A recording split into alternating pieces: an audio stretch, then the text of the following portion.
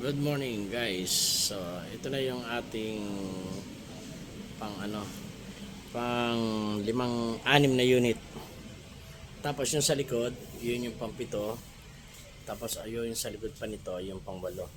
Bali naghihintay na rin yung ano nito, yung ating pupwestuhan.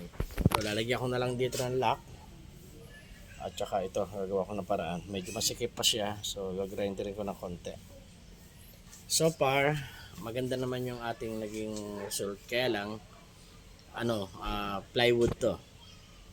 So, experiment tayo ng plywood kung gaano katagal. Sabi ko nga, meron ako mga stock ng plywood dito.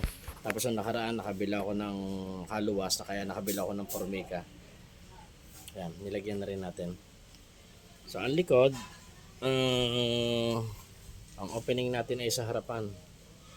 Napaka-compact nito. Parang 40 inches lang to. 40 cm yung lapad niya. Yung kanyang pinaka lapad. So, ayan. Ayan. Dalawa lang ang timer. Sabon at tubig lang.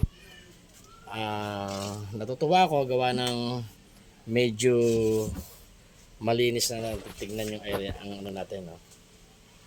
Walang masyadong kalat. Talagang gipitan siya. Malabo. Ayun. Tapos ayun lang. 1 inch lang ang Tapos ito yung mga hose natin. Yan.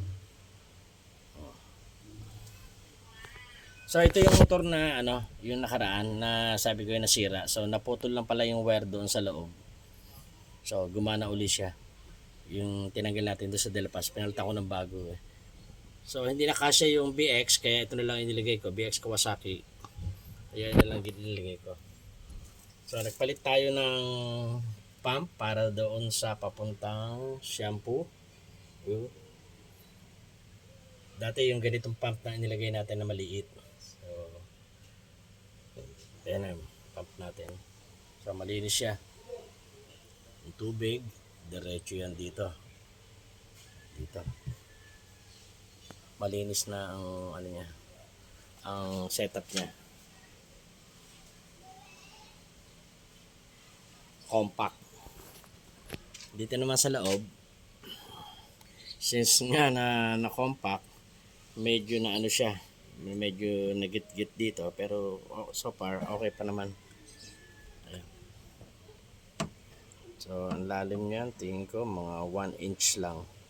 Since na malawak naman siya, alam mo, kapag yung tumatakbo yung motor, nayuyug-yug yung pera, isa pumupunta yun sa lahat ng ganyan. Hindi sila magbubunton dito sa isang lugar. Dumudula silang gano'n.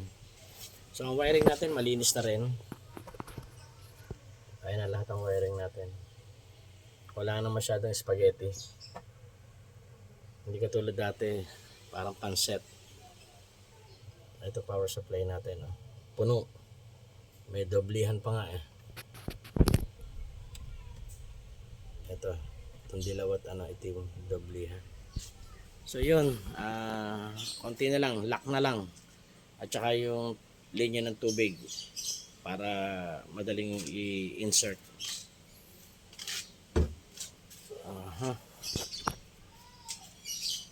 So far, dito ko nilagay sa side. Gawa ng pag dito bibigat masyado, mapupersa yung hinges natin. So lalagyan ko na lang ng tarpaulin yan sa harapan para kahit paano protekta doon sa natin. Laki pa, grinder pa na konti. Yun lang.